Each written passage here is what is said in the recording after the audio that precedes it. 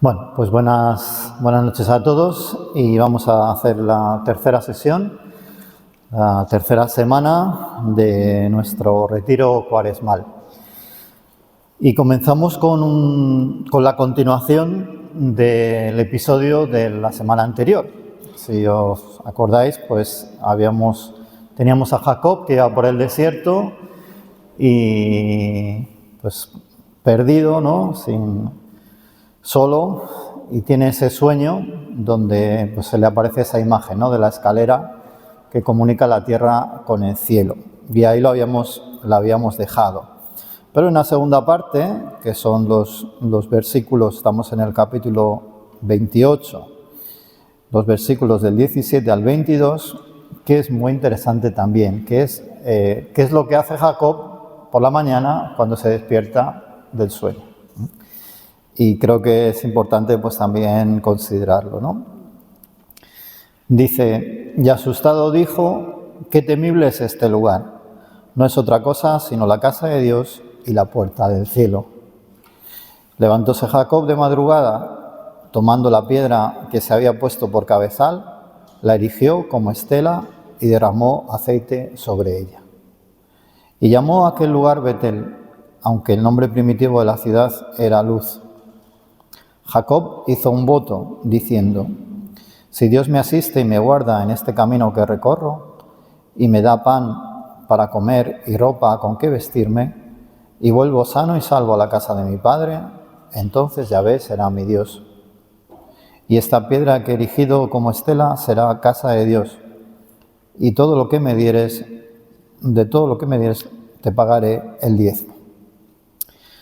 Bueno, pues el otro día hablábamos de las coordenadas visibles e invisibles, ¿no? Lo visible es lo que se ve con nuestros ojos humanos, un lugar que no era para nada especial, en medio del desierto, una piedra que pues, es la primera piedra que encontrara, pues, que le podía servir de almohada, y sin embargo ese lugar, esa piedra se van a convertir en algo sagrado, en algo que va a ser un signo de ese encuentro con Dios. Jacob abre los ojos y capta las coordenadas invisibles, que aclarando las visibles les dan origen, alegría, confianza, impulso, perspectiva y misión a su existencia. Y saca unas conclusiones, ¿no? Jacob podría haber vivido este momento pues como, pues diciendo, pues mira, ha estado bien, ¿no? Doy gracias al Señor y reanudo mi camino. Y ya está, ¿no? Sin embargo, se toma ese sueño en serio y se siente responsable de ese regalo que Dios le ha hecho y establece algunos signos, algunas señales visibles que le recuerdan ese momento, ese encuentro. Primero tenemos esa exclamación, ¿no? Ciertamente el Señor está en este lugar y yo no lo sabía. Ya hacíamos referencia el otro día, ¿no? De asombro, de gratitud. Inmediatamente después tuvo miedo y dijo, qué terrible es este lugar. Es la misma casa de Dios y es la puerta del cielo, ¿no? Bueno, estas son un poco como las dos actitudes del hombre religioso. Yo me acuerdo cuando en teología estudiábamos una asignatura que se llamaba Fenomenología de la Religión, que es como la filosofía estudia un poco todas las religiones y cuáles son como los elementos que se ven en todas las religiones comunes, ¿no? Y cuando se habla del misterio, para nosotros diríamos de Dios, con algunas religiones pues no es exactamente así, entonces los fenomenólogos lo llaman el misterio. Bueno, tiene como dos características siempre, que es tremendo y fascinante. Hay un famoso libro de un filósofo, ¿no? Rudolf Otto, que se titula así, ¿no? El misterio tremendo y fascinante. Eso en todas las religiones. Es algo tremendo que asusta, que da temor, qué terrible es este lugar, ¿no? Pero al mismo tiempo fascinante también, ¿no? Que engancha, podemos decir. Bueno, pues una experiencia profundamente religiosa la que tiene Jacob, ¿no? Y esta afirmación también expresa un sentido de responsabilidad. Lo que le ha sucedido es un privilegio Es un acontecimiento que podía no haber ocurrido, pero que le ha ocurrido y le ha ocurrido a él, y en ese momento, ¿no? Y establece una relación. Dios le ha bendecido, Dios le ha hecho una promesa, y él responde a esa relación. No se la quita así como diciendo, bueno, ha pasado eso, pero yo sigo mi camino, ¿no? Que es una actitud también madura, ¿no? Y poco a poco Jacob va a ir madurando, ¿no? Lo vamos viendo a lo largo del libro, ¿no? Y bueno, dice, temprano por la mañana, de madrugada, que sabemos, ¿no?, que en la tradición religiosa, y bueno, judía y también cristiana, por supuesto, pues es la hora del culto, ¿no? Los laudes, diríamos nosotros, ¿no? Los sacerdotes, los religiosos rezamos, ¿no?, la oración de la mañana, oración de laudes, pues ese es como ese momento, ¿no?, al levantarse. Jacob se levantó, tomó la piedra que le había servido de almohada y la eligió como una estela, ¿no? Esa piedra que antes era una como todas las demás, quiere erigirla como señal de que no piensa olvidar lo ocurrido, para colocarla como testimonio entre él y Dios. Y sabemos que estas piedras sagradas también son uno de los primeros testimonios, de los primeros signos de experiencias religiosas. Hay lugares prehistóricos donde, en muchos países, ¿verdad?, donde hay pues esas piedras, esas estelas puestas de una manera particular, y dicen los expertos pues que eran esas primeras expresiones de religiosidad del hombre primitivo, ¿no? Bueno, pues aquí es un signo de veneración y en memoria de un acontecimiento, para que no se le olvide. En ese lugar, en ese sitio, ahí tuvo ese encuentro con el Señor. El segundo signo es la unción. Tomó la piedra y derramó aceite sobre la parte superior. Un signo que aparece en la Biblia muchas veces y que es muy rico, ¿no? Lo seguimos usando en nuestra liturgia, ¿no? El Santo Crisma, ¿no?, en el bautismo, en la confirmación, el Crisma también para los sacerdotes, para la unción de enfermos, es decir, para la consagración también de una iglesia. Bueno, expresa la consagración, expresa la acción del Espíritu Santo que penetra en la persona o en la cosa, en este caso, como el aceite penetra en la piel y entra dentro, pues así entra dentro también esa acción de Dios, ¿no? Entonces, para decir, pues esta piedra ahora ya no es una piedra normal, es una piedra sagrada que nos recuerda al Señor, pues usa ese signo de la unción. Y por último, Jacob hace un voto en su deseo de actualizar al máximo este memorial. Desea recordar el don recibido y dice que volverá a ese lugar, que cuando Dios haya cumplido su promesa, Él le ofrecerá el diezmo, ¿no? Le promete también el 10% de, bueno, ahora no tiene nada, pero cuando ya tenga algo, pues le dará ese 10%, ¿no? Bueno, pues creo que es importante esto para nosotros cuando nosotros hemos tenido una experiencia de Dios, sea extraordinaria, pero a veces también ordinaria, tener signos que nos lo recuerden, tener cosas materiales que nos recuerden eso. Y por eso para nosotros los católicos pues son muy importantes las imágenes, los lugares sagrados, los tiempos sagrados, las fiestas. Esos son todo como recordatorios de la presencia de Dios en nuestra vida ordinaria. Si todo fuera igual, si no hubiera iglesias, si no hubiera imágenes religiosas, si no hubiera días de fiesta, bueno, pues Dios seguiría siendo el mismo. Pero a nosotros nos gustaría mucho más entenderlo, ¿no? Porque las personas necesitamos como cosas tangibles, ¿no? Igual que, pues no sé, un matrimonio recuerda pues, el día del aniversario de su boda. Recordamos el día de nuestro nacimiento y celebramos el cumpleaños, ¿no? Si tenemos, pues no sé, pues muchos los nietos, los hijos, pues la foto, ¿no?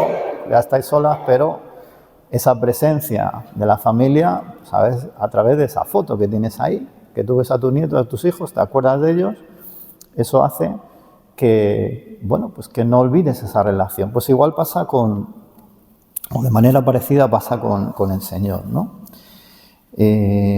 Para nosotros el memorial fundamental, donde recordamos esa obra salvífica del Señor, es la Eucaristía, es la misa, es ese momento donde recordamos pues, sobre todo la muerte y la resurrección de Jesús. Y bueno, pues por eso también para nosotros, ¿no? Y los que venís a misa todos los días o al menos todos los domingos, pues es un momento importante, ¿no? Es esa estela, esa piedra a la que volvemos para decir, aquí está, ¿eh? Aquí está el Señor, ¿no? Y bueno, pues yo creo que es importante que quizá Jacob en aquella época pues no sabía escribir y poner, ¿no? El relato de lo que él había vivido, pero sí que escribe de alguna manera con esos signos para acordarse, ¿no? Entonces buscar cada uno quizá también nuestros símbolos concretos, nuestros propios símbolos, ¿no? De nuestra experiencia de encuentro con Dios, de nuestros momentos de gracia. Pues no sé, nuestro fundador San Eugenio de Macenot se convirtió en un Viernes Santo, mirando la cruz. Pues para él la cruz era fundamental. Los oblatos, dice, el signo distintivo del oblato es la cruz. Tenéis que llevar siempre, la tenéis que llevar en el hábito. ¿Por qué? Pues porque para él la cruz era ese momento, ¿no? De gracia al que había siempre que volver, ¿no? Bueno, pues cada uno quizá puede pensar cuáles son mis experiencias de gracia que recuerdo y qué hago para recordarlas y tenerlas presentes. Cuáles son mis símbolos, mis rituales, las formas de expresar mi fe. Pues a lo mejor cada mañana me levanto y hago la señal de la cruz o hago una oración. Pues una forma de ofrecerle al Señor, ¿no? Mi día, o por la noche.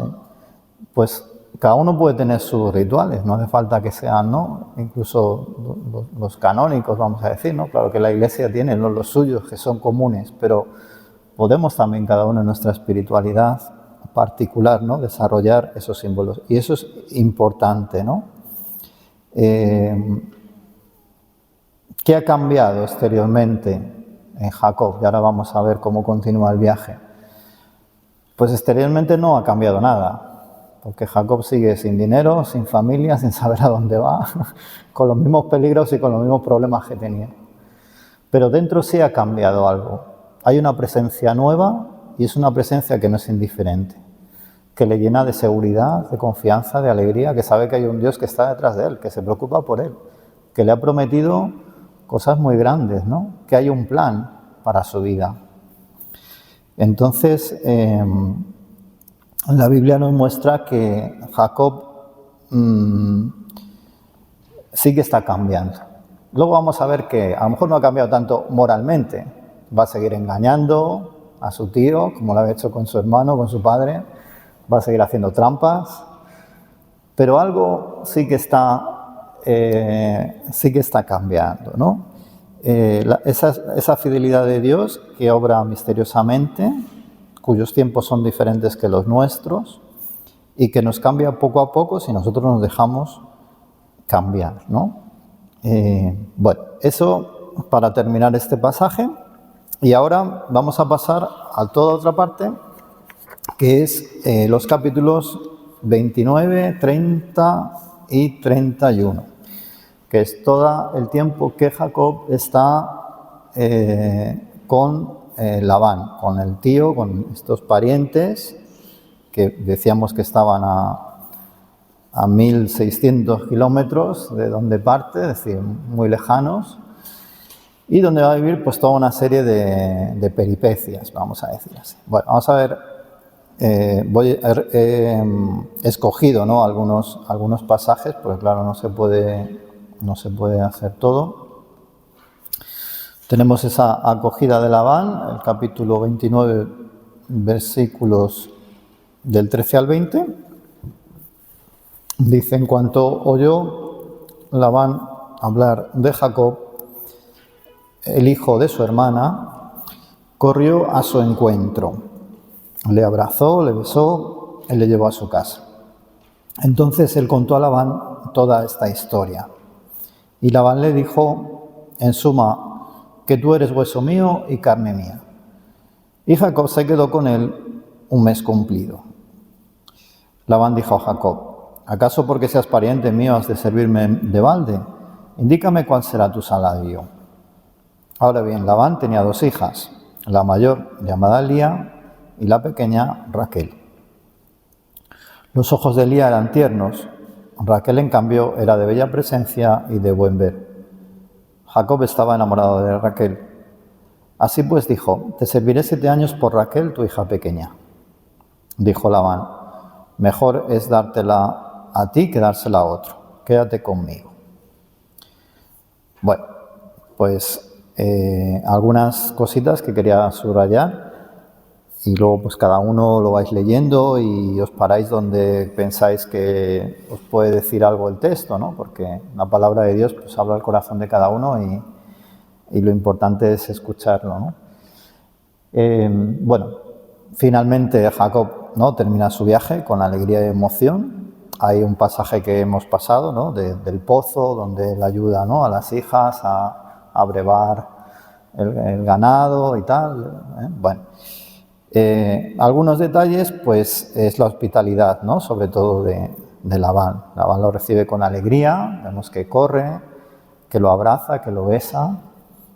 La hospitalidad es muy importante en los pueblos del desierto, en estas culturas. El padre Amador, que estuvo muchos años en el Sáhara, puede dar fe de ello, ¿no? Como pues cuando llega un huésped a una tienda, a una jaima, en medio del desierto, cuando pasa alguien, pues se para todo, porque lo importante en ese momento, lo más importante es acoger a la persona, recibirla, ¿no? Esto es como una ley del desierto en la que también en cierta manera se juega la supervivencia, porque la ayuda mutua es muy importante en un lugar tan inhóspito, ¿no?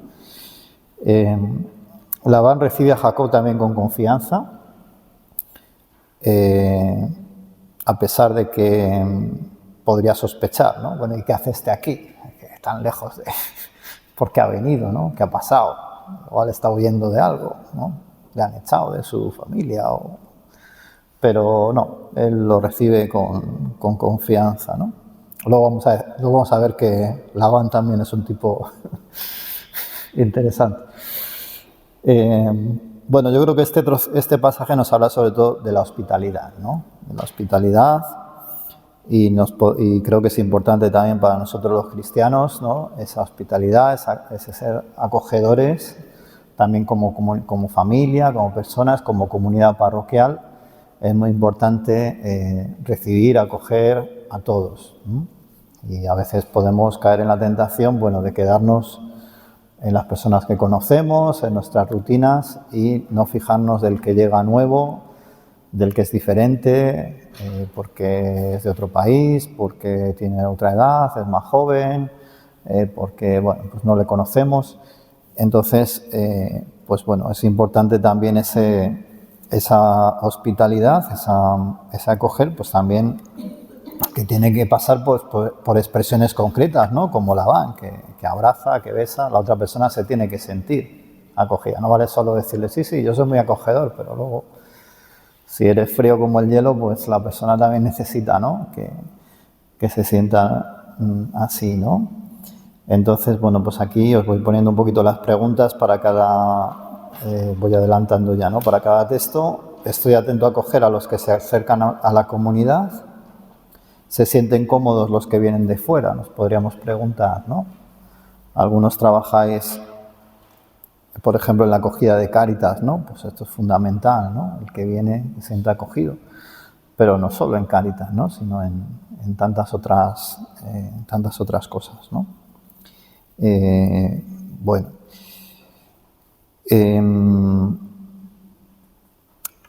Y el versículo 20 dice: sirvió pues Jacob por Raquel 7 años, que se le antojaron como unos cuantos días, de tanto que la amaba. Bueno, aquí tenemos el toque romántico, que había que darle un toque romántico a la cosa, porque si no, es un poco aburrido. Pues 7 años, pero se le pasaron unos cuantos días, porque claro, la quería tanto, deseaba tanto casarse con ella, pues que se le hizo el tiempo muy rápido, ¿no? Bueno, esto también lo podemos aplicar a otras cosas, ¿no? Porque hay un número del Papa Francisco de la Evangelii Gaudium, que es el número 82, que es muy interesante cuando habla de las actividades pastorales, ¿no? Por ejemplo, de una parroquia, ¿no? Dice, muchas veces la gente dice que está muy cansada, que tiene muchas cosas y que ya más cosas y tal, ¿no? Y dice el Papa, el problema no es el exceso de trabajo, sino la falta de motivación. O sea, lo que le pasa aquí a Jacob, ¿no? El problema no es que tiene que trabajar 7 años, y digo, 7 años, oh. Sino que como estaba motivado se le hace fácil. Cuando no hay motivación, ¿no? Dice el Papa, el problema no es siempre el exceso de actividad, puede ser alguna vez, ¿no? Pero no es siempre, sino sobre todo las actividades mal vividas, sin la motivación adecuada, sin una espiritualidad que impregne la acción y la haga deseable. De ahí que las obligaciones cansen más de lo razonable y a veces enfermen. No es una fatiga serena, sino tensa, pesada, insatisfecha y en definitiva no afectada. Esta acedia pastoral puede tener diversos orígenes, ¿no? Y luego, bueno, el Papa explica, ¿no? Un poquito. Bueno, pues eso también yo creo, ¿no? Cuando todo nos cuesta y nos cansa mucho, pues quizás es que nos falta renovar el por qué hacemos las cosas, ¿no? Y por quién hacemos las cosas, ¿no? Los cristianos sobre todo. Bueno, vamos adelante. Otro pasaje que lo tenéis al otro lado de la hoja, que he titulado así, El engañador engañado, ¿no? Es siempre el capítulo 29, pero los siguientes versículos, del 21 al 30. Bueno, pasan los 7 años, ya llega por fin el deseado día de la boda con su amada enamorada Raquel, y aquí va a comenzar,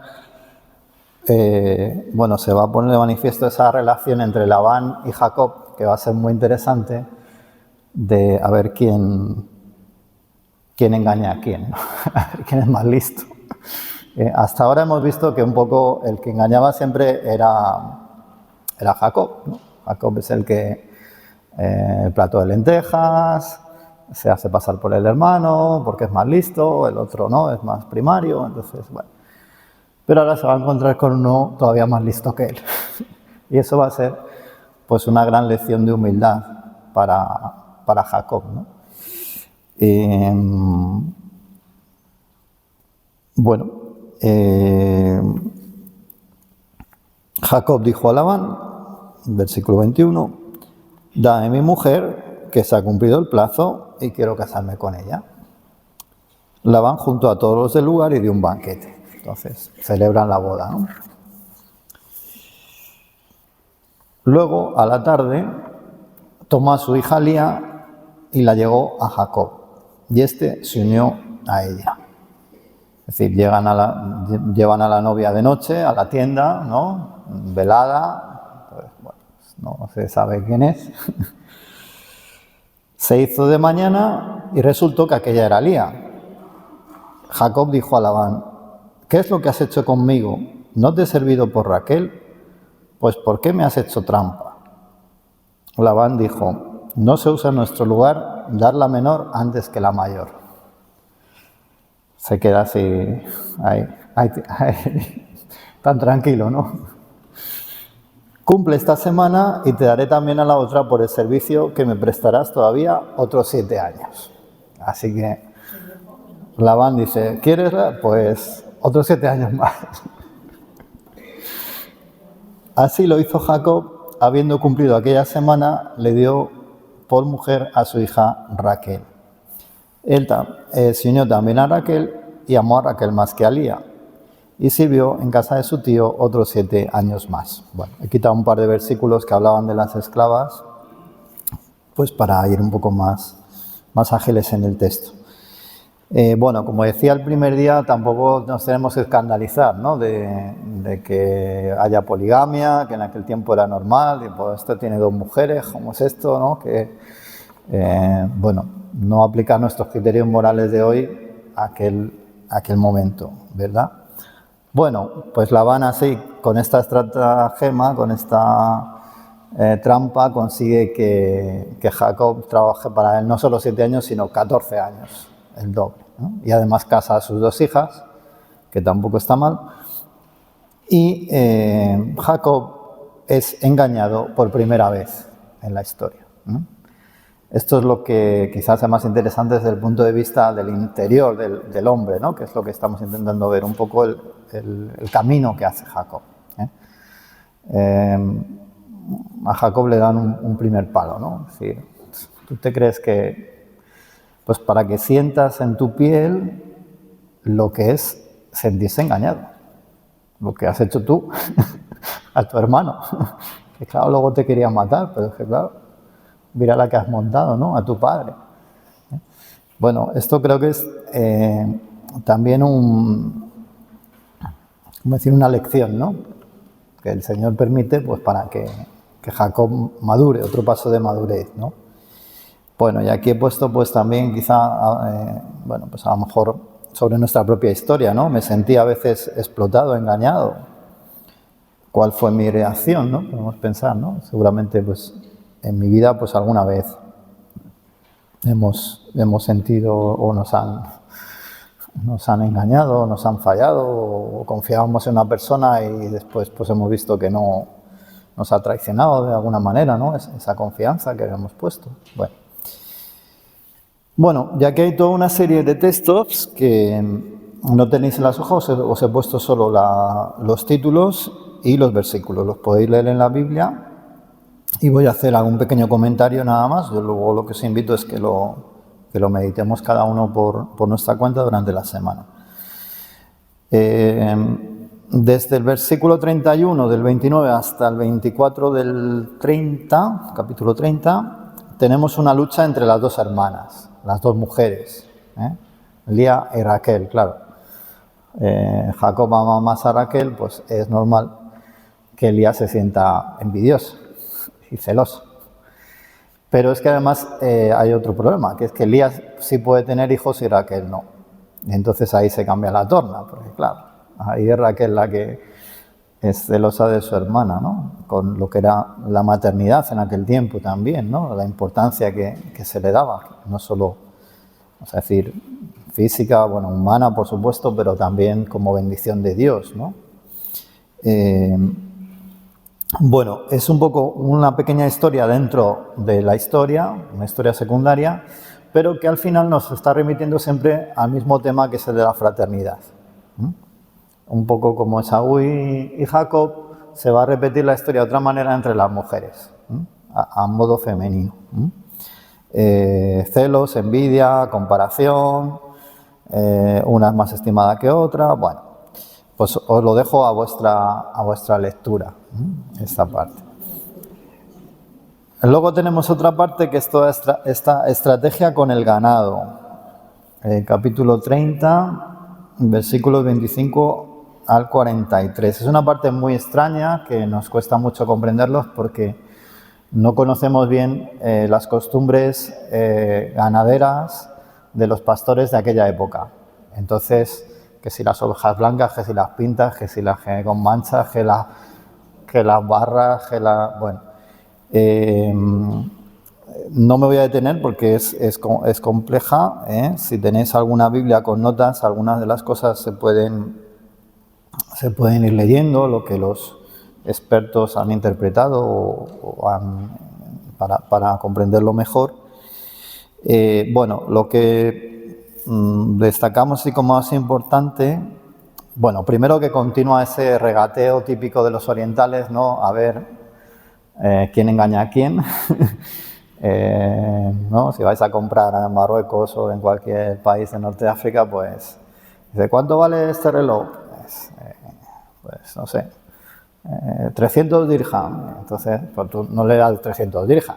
Entonces, no, 100 dirham, no, 250, hay que regatear, ¿no? Hasta al final, pues, bueno, a lo mejor pues 180, bueno, pues es un poco lo que pasa, ¿no? A ver aquí quién gana, quién consigue más ovejas, menos ovejas. Bueno, pues todo ese tira y afloja entre Labán y Jacob, que son 2 buenas piezas. Y bueno, ¿qué podemos sacar nosotros de eso, no? Bueno, pues aquí hay un choque de intereses, ¿no? Intereses, vamos a decir, egoístas. Labán quiere que Jacob se quede porque es un buen pastor, se da cuenta que trabaja muy bien, y entonces es interesante tenerle. Y Jacob lo que quiere es irse ya con sus mujeres y volver a su tierra. Pero claro, necesita un poco de ganado entonces tiene que hacer, ¿no?, un poco de patrimonio, ¿no? Y no son claros entre ellos, ¿no? Muchas veces nosotros pues también podemos jugar un poco con nuestros intereses, engañando un poquito, no siendo claros con medias verdades, y en el mundo de hoy pues eso está, pues eso, a la vuelta de la esquina, ¿no? Bueno, pues también el Señor nos dice, ¿no?, el sí, sí y el no, no, y hay más alegría en dar que en recibir, ¿no? Entonces, bueno, pues aquí es como un ser contraculturales a veces, ¿no? No buscar tanto nuestros intereses, sino ayudar a los demás, ¿no? Siendo justos también, lógicamente. Bueno, después pasamos a la huida de Jacob, ya en el capítulo 31, y ya estamos, digamos, acabando un poco todo este periodo con Labán. Bueno, al final Jacob ve que va a ser muy difícil que le deje marchar Labán y decide huir, escapar. Hay 3 razones en el texto, ¿no? Una es porque se ha enriquecido lo suficiente como para poder vivir solo con su familia. La segunda es que los hijos de Labán hablan mal de él. De nuevo la envidia, los celos. Y Labán ha cambiado su actitud, ha escuchado a sus hijos y se ha vuelto hostil contra Jacob, ¿no? Empieza a tener una actitud diferente. Y la tercera razón es que Dios le dice a Jacob que se marche en sueños. Tiene otra vez unos sueños donde Dios le dice, es hora de marchar. Lo podéis ir leyendo. Entonces, a esos 2 primeros motivos humanos se añade ese motivo teológico. Dios se muestra después de tanto tiempo recordando la experiencia de Betel. Dios había sido la causa principal por la que Jacob fue bendecido, no su engaño, no su talento como pastor. Esto es un poco como lo que Dios le quiere decir, ¿no? Yo te he bendecido como te había prometido. No es que tú te lo has ganado porque eres más listo, sino que entonces ahora es el momento, ¿no?, de cumplir tu promesa. Tú dijiste que volvías a aquel lugar, pues vuelve, ¿no? Dios ha cumplido su parte, no hay duda sobre esto. Jacob le toca, ¿no?, también responder, ¿no?, a esta nueva invitación de Dios. Es bonito, ¿no? Dice, yo soy el Dios de Betel, la coordenada visible, ¿no? Acuérdate del lugar aquel donde te aparecí, ¿no? Donde ungiste una estela y donde me hiciste un voto. Algo que Dios no le había pedido, Dios le había bendecido gratis, pero Dios se ha fijado en lo que ha hecho Jacob y se lo recuerda. ¿Te acuerdas que hiciste esto? Pues yo soy ese, ¿no?, que estaba también viendo lo que hacías, ¿no? Ahora levántate, sal de esta tierra y vuelve a tu patria. Bueno, pues Dios nos recuerda también, ¿no? Yo soy ese Dios al que tú rezabas un día ahí en la capilla de San Leandro cuando pasó aquello, y yo soy ese, no te olvides. Aquel que en tal sitio, que en tal momento, ¿no?, te bendijo, pues ese soy yo, ¿no? Porque Dios al final no es alguien que está en la estratosfera, sino que se hace presente en nuestra vida concreta. Y desde esas experiencias concretas de nuestra vida establecemos esa relación con Dios. Bueno,